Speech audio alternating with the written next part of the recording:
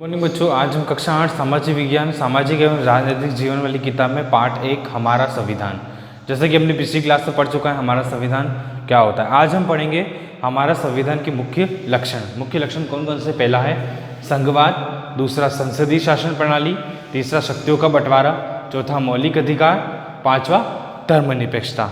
ठीक है, तो हमारा संविधान के मुख्य लक्षण क्या होते हैं?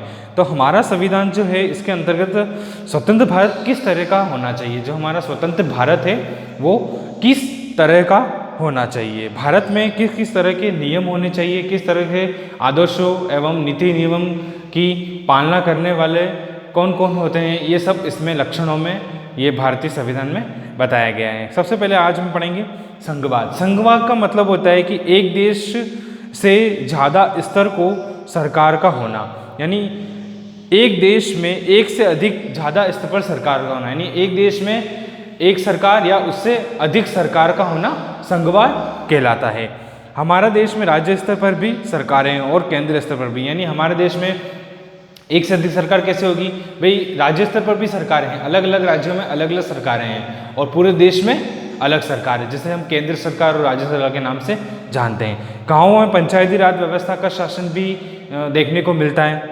फिर हम दूसरा पढ़ेंगे संसदीय शासन प्रणाली। संसदीय शासन प्रणाली क्या होता है? इसके अंतर्गत सरकार के सभी स्तरों पर प्रतिनिधियों का चुनाव लोग खुद करते हैं, यानी कि संसदीय शासन प्रणाली में सरकार के जितने भी प्रतिनिधि होते हैं जो चुनाव लड़ते हैं उनको हम जनता के द्वारा वोट के माध्यम से चुने जाते हैं। ये होता है संसदीय शासन प्रणाली।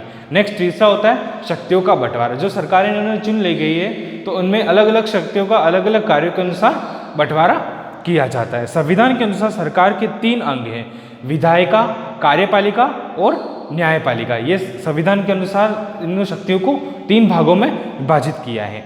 विधायिका में हमारे निर्वाचित प्रतिनिधि होते हैं, यानी विधायिका कौन होता है? जो हमने चुने हैं वो विधायिका के अंतर्गत आते हैं। कार्यपालिका ऐसे लोगों का समूह है जो कानून को लागू करने और शासन चलाने का काम करते हैं, यानी कार्यपालिका में वो लोग शामिल होते हैं जो कानून चलाने व कानून का किस तरह से उनको उपयोग करना है, किस तरह से उनको चलाना है आगे, वो काम करते हैं। नेक्स्ट न्यायपालिका।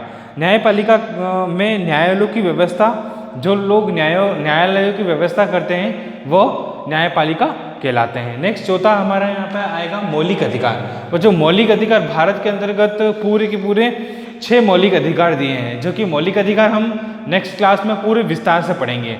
फिर आगे हम पढ़ेंगे धर्मनिरपेक्षता।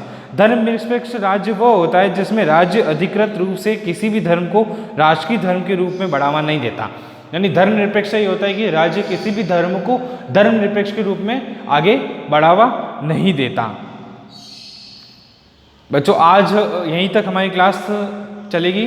नेक्स्ट जो भी अगली क्लास होगी जब हम जो हमारा चौथा टॉपिक है मौलिक अधिकार, जो कि भारत में 6 मौलिक अधिकार है, जैसे समानता का अधिकार, स्वतंत्रता का अधिकार, शोषण के विरुद्ध अधिकार, धार्मिक स्वतंत्रता का अधिकार, सांस्कृतिक और शैक्षिकता का अधिकार और संवैधानिक उपचारों का अधिकार। ये हम अगली क्लास में हम इसको विस्तार से पढ़ेंगे कि भाई मौलिक अधिकार भारत में कौन कौन से हैं।